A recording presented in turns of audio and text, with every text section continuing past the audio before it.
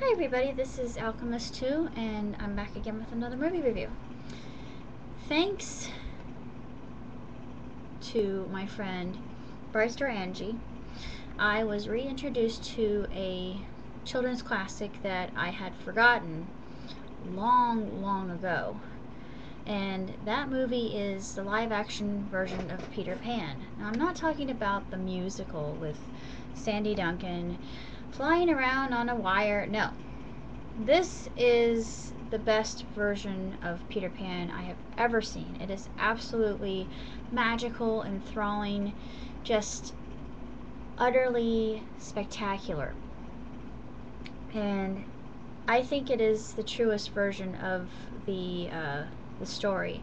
Maybe with some embellishments here and there, but I think that it really did J.M. Barrie justice. But I really haven't seen a bad version of Peter Pan. Not one.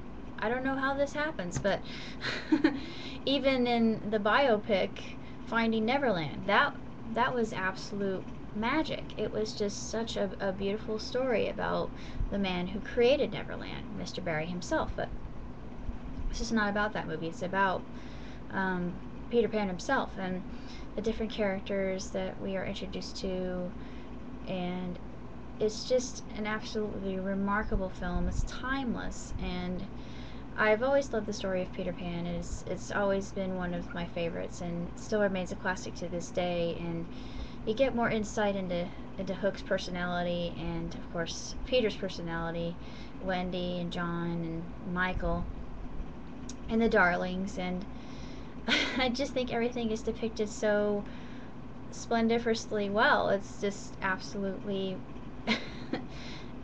incredible. It truly is a phenomenal film, and the soundtrack is one that we all recognize, and they use the background music for a lot of inspirational films that have come out, especially ones that are fantasies. And I really didn't notice that until recently. They've really been using the main theme from Peter Pan, that.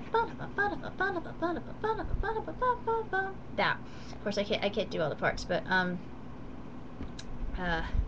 they really I think they overuse it, but I really enjoy it, and I just savor it because it's just so uplifting, and it's just absolutely, I think it's spiritual music, in fact. And I know I'm making a grand claim, but it's one of my favorite moments in the entire film when he realizes that he has the one thing that Hook doesn't. Of course, I'm not going to give that away, but thank you so much, Bright Star, for reintroducing me to this timeless tale of action, adventure, intrigue, understanding other cultures and respecting other cultures. And there are so many good morals and values in this film that it's just not enough time to explain them all. And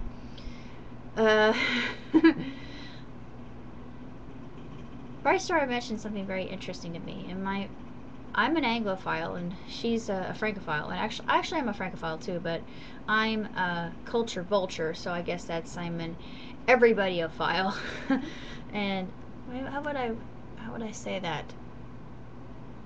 Globophile. Yeah, I coined my own word. Use it as you see fit. But I'm a globophile.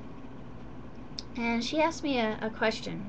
She said, why wouldn't the story, if it were set in France, be any less fantastic? And to be honest with you, I don't think it would be. I think that if there were a scene seeing the Champs-Élysées from above, and the Tour Eiffel, I think it would be absolutely magnificent. I would be awed, just like in the scene where you see Big Ben in the clouds, and it's just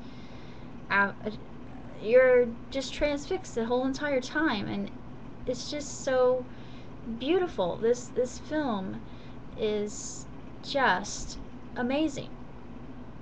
It is truly epic, and it is just a marvelous story that children everywhere can fall in love with, and in the end, Wendy realizes that she has something very precious, and of course I'm not going to ruin anything about this movie at all, and I just, excuse me, I love it, and just the accurateness of it, and especially one of my namesakes. One of my screen names is Tiger Lily 98, and I got it from Peter Pan, of course. Duh. But had it not been for Mr. Barry, I would not have that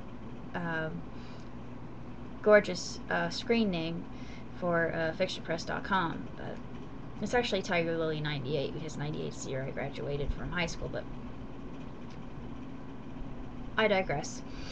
It's just a magical story that takes your breath away, and you are left awe-stricken and wrapped with attention with everything that goes on, and it's just, Mr. Barry's imagination is extraordinary. It truly is. He was a genius, and I give him the utmost credit for making this, and how it inspires. It really inspires me, and it still inspires me to this day. One of the main things that I really enjoy are scenes that involve flight, and of course Peter Pan can fly due to his ability to never be weighed down by negative thoughts, and I thought this is so true. You can't be weighed down by the world. You have to just continue thinking in a positive way and seeing your world as an optimist. Well, optimists live longer.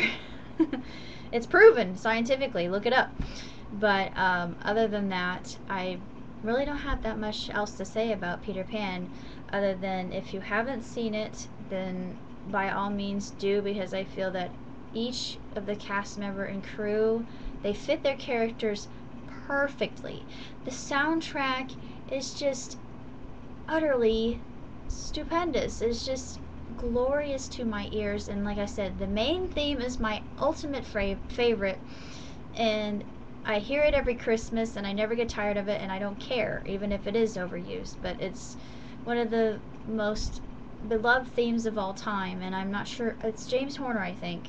No, wait, he was the composer for Spiderwick Chronicles, but I'm not sure who the composer was for this one. It might have been Mr. Horner, and I love James Horner. Either him, Andre Desplat, or, oh, who else could it be? Hans Zimmer? No, not Hans Zimmer. It just didn't sound like Hans Zimmer. It sounded like James Horner. So if anybody knows the composer for this movie, please let me know, because I usually know composer by just the way their personality shows to their music, you know, their soul.